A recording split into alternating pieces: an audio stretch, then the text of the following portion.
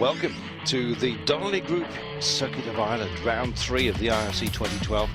It's the first in the IRC, one of the oldest rallies in the world, organised for the first time back in 1931. It's a full tarmac rally.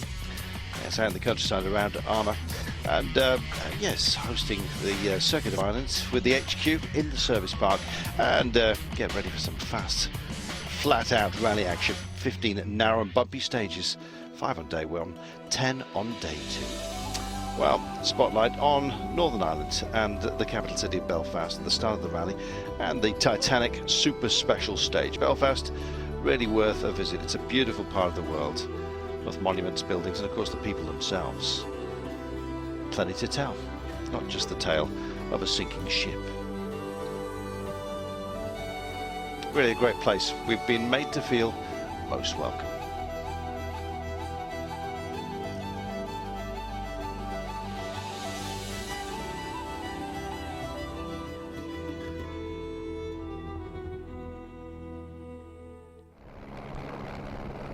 And so to the drivers' standings after the Canaries rally. 43 points. Andreas Mikkelsen heading Kopecky and looking in dominant form, as are Skoda, filling the top 4 places so far.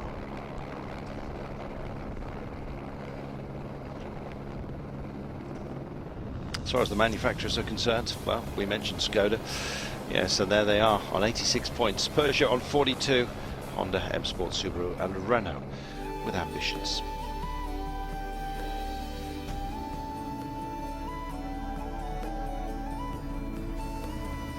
Well, they've been busy with the shakedown. Yes, always worth it when you're getting used to what is effectively for the IRC a new rally that's been around for an awful long time. Andreas Mikkelsen leading the championship after winning in the Azores, being second in Canarias, where he lost the rally on the last stage after hitting engine trouble. Mikkelsen aiming again for victory on tarmac. Very narrow stages, very bumpy, quite fast, and very technical also in some places, so you have everything. And also the grip of the tarmac is changing everywhere, a lot of mud in the road, so if it will be raining and in the night, it will be difficult. A bit like Ypres, but with more rain perhaps. Jan Kopecky won the IRC in the Canaries, beating Mikkelsen on the last stage. This could be another close battle for victory, but Kopecky has his doubts. I like what, as I said, that I don't know where I am on the stage, so it will be really tricky for both of us, for me and co-driver with reading, and hey, we try to do our best. We will see. I think who makes the less mistakes, he is the winner. Well, third in the championship after 2 rounds, the young German Sepp Weigand has enjoyed a solid start to the year. 21 years of age, driving for Skoda, is not here to win, just to gain experience. Try a few different things out. Friday, first time he will have driven at night. When we have space to get under the top 5, then we pushed hard, but when we see, okay, we have no chance to get top time, so we must learn a lot and go safe, but I hope we can push under the top 5. Das ist schön. Circuit of Ireland, Jura Hallinen, his second outing on the IRC 2012, lost against Mikkelsen in the Azores, and is looking now for glory on these tricky stages here. Some stages are very nice, but some stages I don't like. On the recce, you know, it felt quite difficult to get all the information to paper, so a bit frustrated because I'm afraid that I don't have maybe everything. So, but I think when we will go with the rally car, it's much better, you know. So it will be fun. Well, the teammate of French driver Matteo Alzino in Ireland is Craig Brian. Yes, both starting a minimum of 4-event IRC campaign. The French Saint-Luc racing team. Brian, the 2011 FIA World Rally Academy champion. The equipment is definitely capable of winning this rally, and it's capable of beating the Skodas, but okay, my experience in the car is very low, so it means I will have to push very hard. But no, I want to be in a good position to fight, you know, not only with the Skodas but with the Ford, with Alistair, and you know, it's a big thing for me with 2 local drivers fighting. So, and also for Porsche Sport, I want to do a good job, and this is the first time the car is in this evolution in the IRC, so it needs to be working quite well. Now, during shakedown, Breen escaped disaster. He almost crashed at the wheel of his Peugeot. Oh, hello. Lucky boy. 23 years of age from Northern Ireland, Alistair Fisher will be one of the contenders for IRC Glory. He'll drive the same M Sport Ford Fiesta S2000 Mikko Irvinen used to win the 2010 Rally Monte Carlo. Before the start, the question is, how much of an advantage is local knowledge against the more regular guys in the IRC? There's a lot of people talking about that, but I feel they're professional drivers, so they'll be very capable of doing a good job themselves, but we're very much looking forward to seeing what we can do against the IRC regulars. Apples in his cheeks and a song in his heart. Yes, the Circuit of Ireland gets underway with a ceremonial start in Belfast. Start was attended by the Minister of Tourism for Northern Ireland. Yes, Arlene Foster.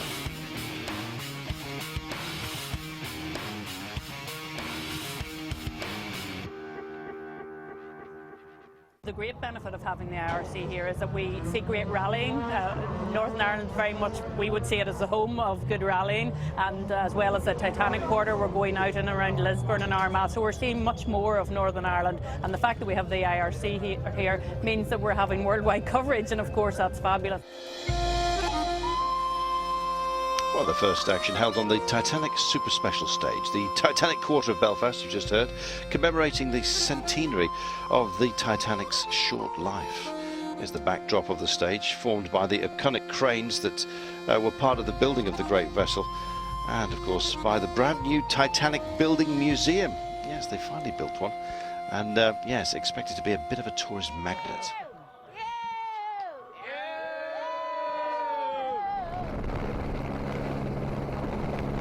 Well, despite what the clouds look like, dry, very dusty, the Titanic Super Special, and no icebergs in sight, you'd be pleased to know. Just 1.8 kilometres in total.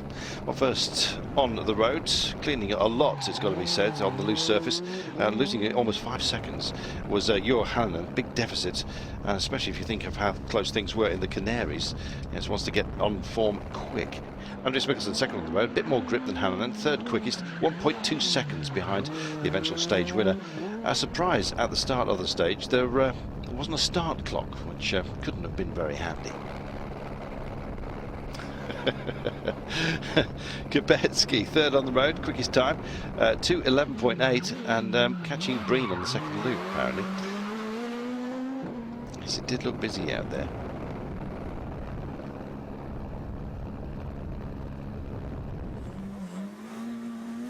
And here is Craig Breen, fourth on the road, fourth quickest, 3.5 seconds behind Kubetsky. Describe this one as very tricky.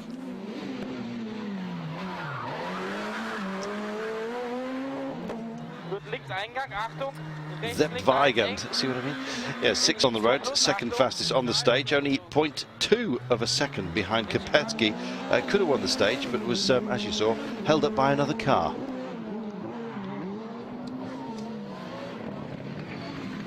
You wouldn't like Weigand steaming like that behind you.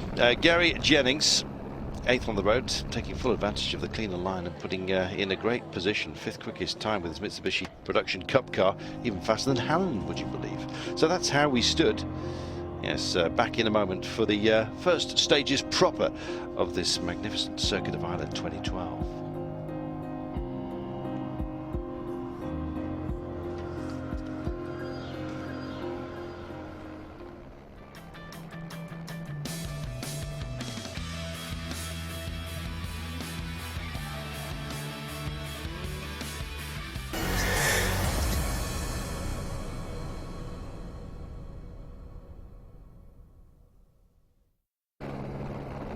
Welcome back to the Circuit of Ireland, round 3 of the IRC in 2012. Yes, first proper stage of the rally, stage 2, almost 13 kilometres long. And I've got to say that Drummond was a bit wet. Oh yes. Used many times in the past though, and the likes of Mikkelsen have been here, not with the IRC though. Johan going for harder compound slicks in the rain. Said he just couldn't get much temperature in the tyres. Not good, and as a result was sliding rather a lot with a lack of grip. Yes, right from the very start, as you can see. Second quickest time though, 2.1 behind the fastest driver, and moving himself into second overall.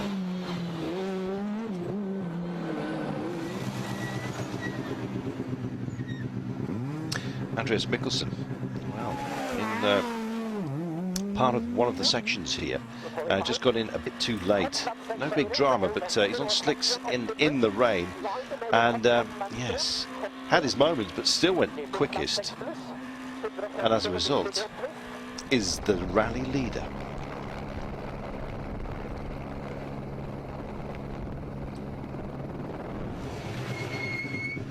Some slick work then. Jan Kopecki, well, he was heading for the third quickest time here. Yes, up to a third place overall, but yes, the gap's starting to open up. 9.6 seconds behind the new leader Mikkelsen. Once again, slicks in the rain. A real test.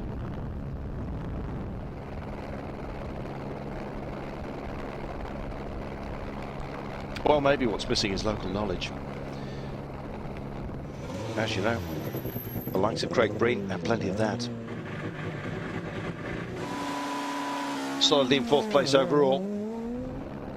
Now, in terms of commitment, wasn't exactly 100% confident with the car, and said he could probably push just a little bit more. Time to start doing it, Craig. But fourth quickest here, so staying in fourth overall, but 19.1 seconds behind Mikkelsen.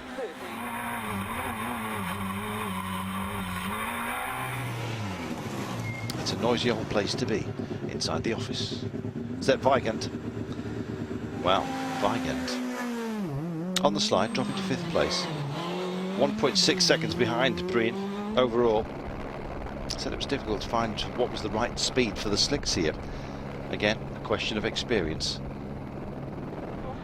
So, perhaps some setup changes for the second loop, but that in the dark, and it's going to be a scary thing for Sepp. Scary moments as well. Fully committed. Fifth fastest for Weigand. And what about Barrable? Well, Rob doing a super job in these very, very slippery conditions.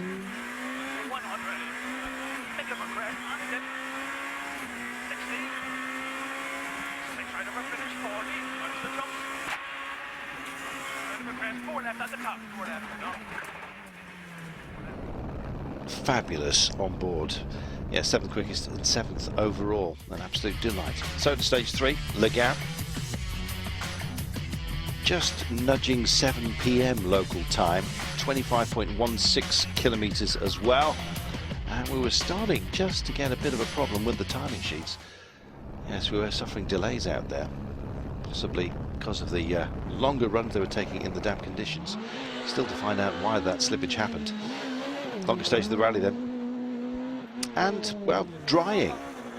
Start delayed by 12 minutes. Hannan, first on the road. Tyres got cold, unfortunately for him, as he was waiting for that 12-minute delay, but luckily he was to enjoy himself out there, he said.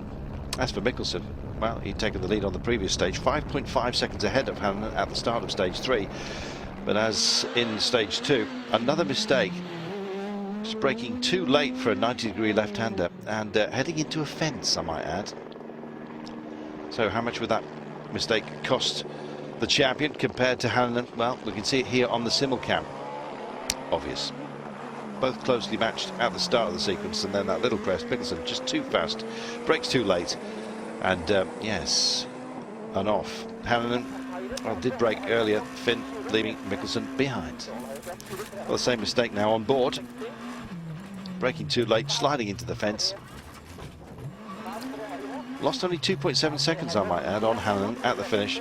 Still maintains the lead, but Hannan now at only a 2.8 second deficit, and without the mistake, well, could have been another fastest time for Mikkelsen. That's how quick and hard he's pushing. Yes, not having a good feeling, said Kopecki. It's not my day. And when Kopecki says that, it usually isn't. Losing 21.3. Ouch. Still third, but yeah, it's starting to be a gap, and not a pleasant one for him.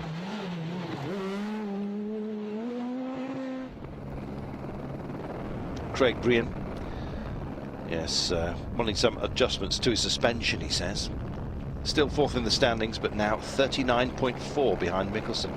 Those gaps really were starting to become significant.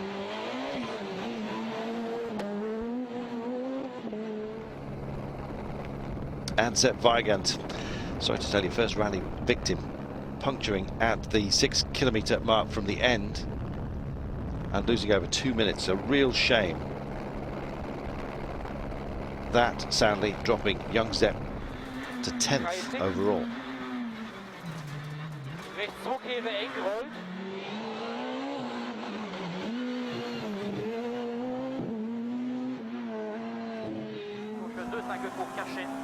Mathieu Arzino, yes, had an issue with the gearbox on his Peugeot 207.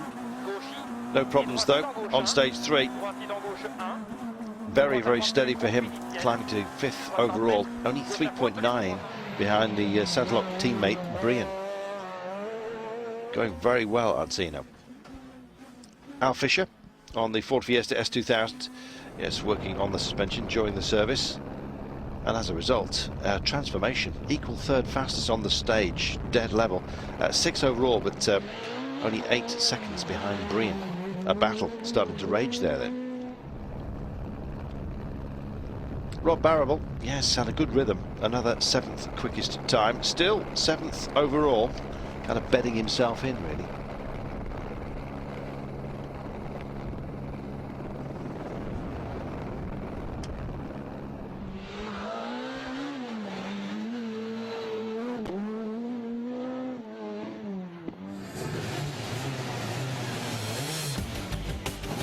Well, after 3 stages, the driver's back in armour for the first service park of the rally. Johansson is the first to go into service, and after 3 stages, the Finn is second.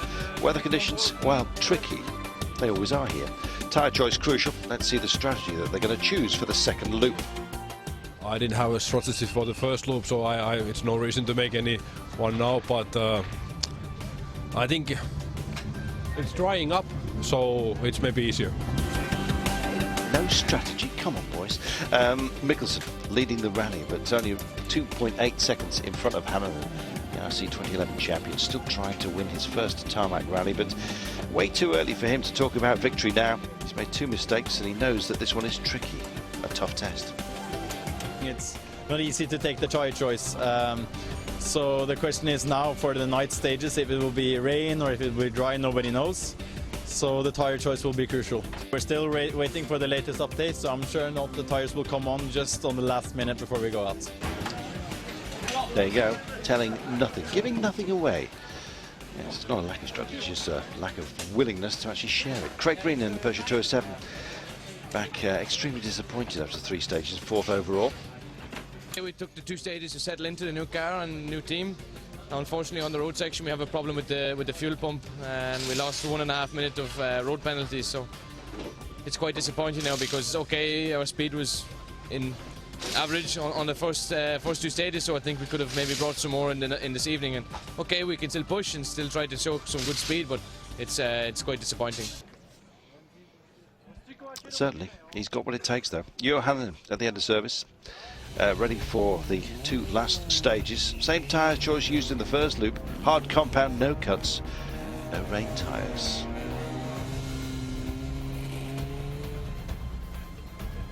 Well, leader of the rally, Andreas Mikkelsen, leaving armour with a mix of soft and hard compounds with a cut and no rain tyres. So we're going to see what happens in the last 2 stages of the day on dark country roads, remember. Some of them newbies to it as well. Mikkelsen, yes, our leader, 2.8 over Hannon. Kopetzky 28.2 down. He's not having a happy time.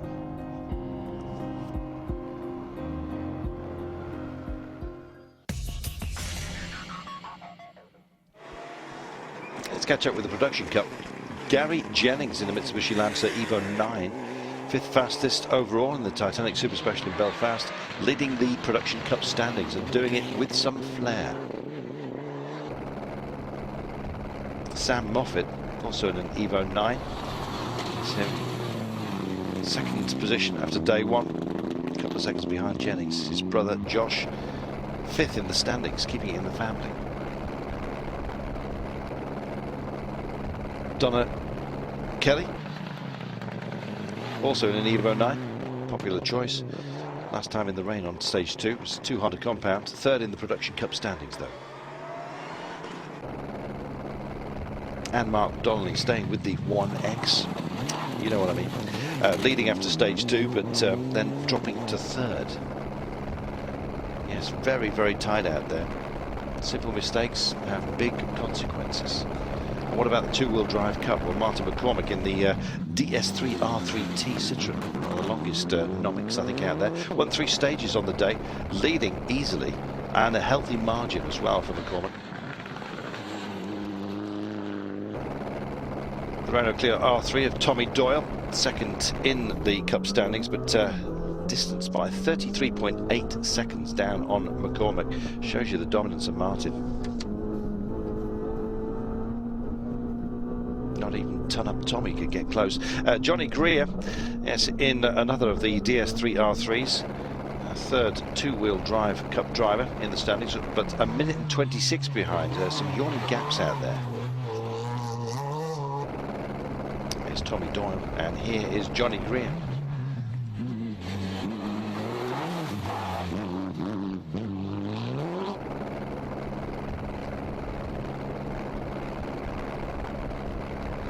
Yes, something of a deficit, I think you might say, 86 seconds adrift.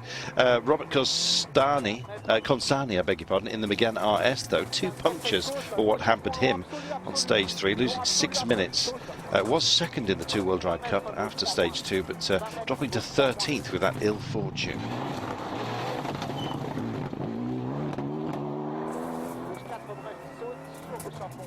So, with just 2 stages left on day 1, the Circuit of Ireland. Yeah, it's time for a break.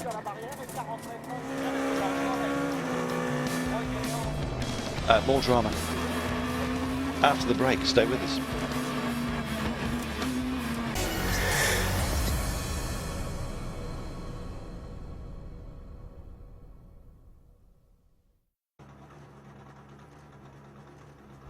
Welcome back for the second loop of the first day in the IRC Circuit of Ireland with Drummond and Leanne. Yes, but this time in the dark. Johansson waiting at the start, and away he went. Second run of Drummond, almost 13 kilometres long. Hannon on the hard compound with cuts, attacking, and yeah, thinking about possible rain as well. And indeed, there was to be some rain on the stage. He's only 2.8 seconds behind Mickelson, don't forget, at the start of stage 4, and enjoying the racing in the dark.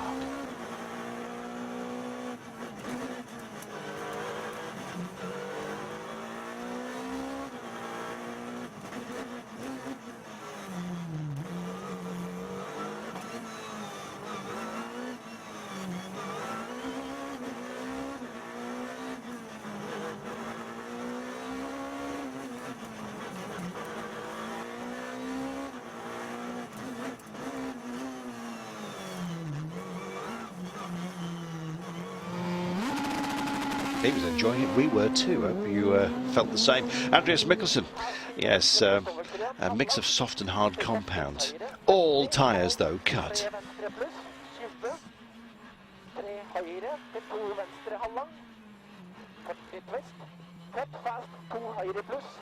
Scary stuff. A lead of 2.8 seconds at the start of the stage. Mikkelsen though going on the attack in the dark, and indeed in the rain that started to pour. Very difficult, I should say. Tricky. Yes, trying to find the breaking points in the darkness on such twisty sections, and with the surface starting to ask some questions. Mikkelsen losing 3.4 seconds on Hannon and losing the lead of the rally as well.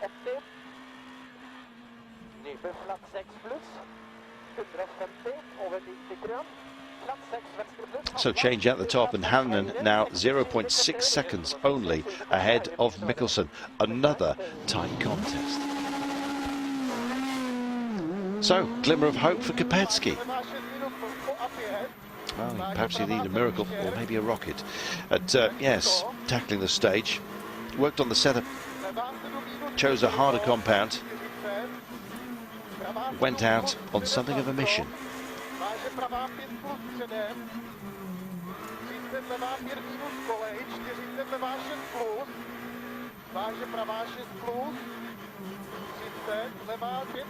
Well, it's to be a super time by last season's runner-up. 2.8 behind Hannon, third in the standings, 28.2 behind the new leader, Hannon. levá 6,7, 20, levá 4,7, 50, pravá 8 minus štěrk. A levá 7 plus za roh na úzké. 101 středem. What about Alistair Fisher? Yes, in the M Sport Fiesta S2000, changed the setup of the front suspension of his machine. Went for more grip, less understeer. We had a good fight with Andreas, and I think I'm not seeing any reason why it wouldn't continue tomorrow.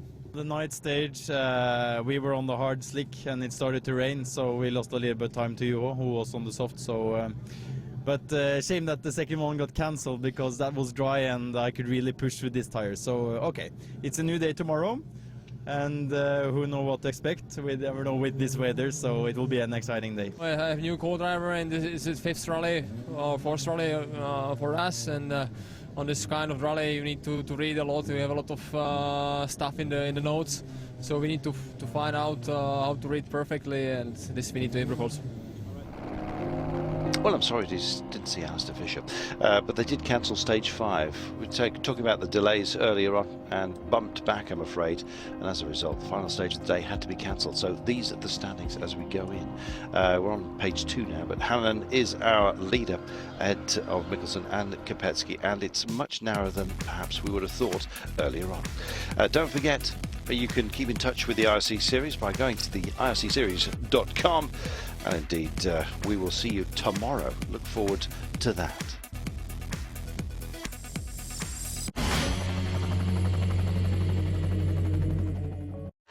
A tough new test for the IRC along narrow, bumpy country roads in Northern Ireland, plus the streets of Belfast and Lisbon, with Andreas Mikkelsen trying to reverse the recent fortunes of Jan Kopecky. Tonight at midnight, the Intercontinental Rally Challenge from Northern Ireland on Eurosport.